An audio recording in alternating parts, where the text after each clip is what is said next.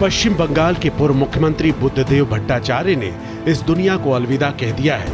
भट्टाचार्य ने 80 वर्ष की आयु में अंतिम सांस ली। वो लंबे समय से बीमार थे। बुद्धदेव भट्टाचार्य 11 साल पश्चिम बंगाल के मुख्यमंत्री रहे थे।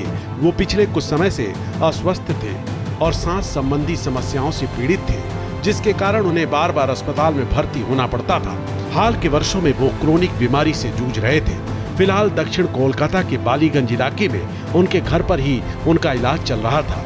उनके परिवार में उनकी पत्नी मीरा और एक बेटी सुचेतन है।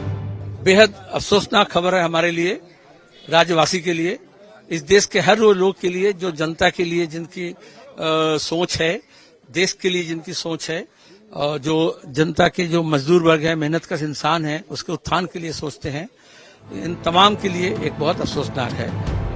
बुद्धदेव भट्टाचार्य कुछ वर्षों से अपने स्वास्थ्य के कारण सार्वजनिक जीवन से दूर थे। उन्होंने 2015 में सीपीआई-एम के पोलित ब्यूरो और केंद्रीय समिति से इस्तीफा दे दिया था और 2018 में राज्य सचिवालय की सदस्यता भी छोड़ दी थी। बुद्धदेव भट्टाचार्य के निधन पर पीएम नरेंद्र मोदी ने शोक जताया है। सोशल मीडिया एक्स पर पीएम मोदी ने शोक व्यक्त किया और कहा कि पश्चिम बंगाल के पूर्व मुख्यमंत्री बुद्धदेव भट्टाचार्य के निधन से दुखी हूँ। वे एक राजनीतिक दिग्गज थे जिन्होंने राज्य की प्रतिबद्धता के साथ सेवा की। उनके परिवार और समर्थकों के प्रति मेरी संवेदनाएं।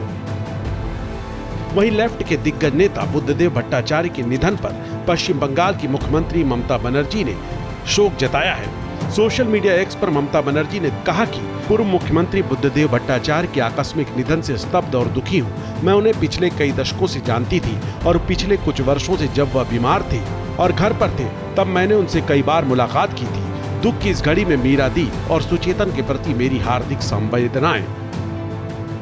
बुद्धदेव भट्टाचार्य 2000 से 2011 तक पश्चिम बंगाल के मुख्यमंत्री रहे थे। उन्हें पश्चिम बंगाल की औद्योगिक क्रांति के लिए जाना जाता है। उनका जन्म 1 मार्च 1944 को उत्तरी कोलकाता में एक बंगाली ब्राह्मण परिवार में हुआ था।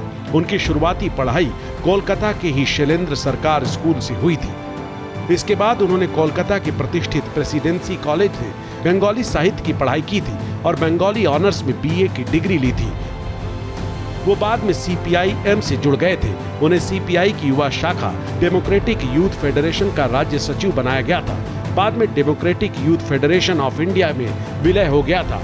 Bureau report, Bharat express.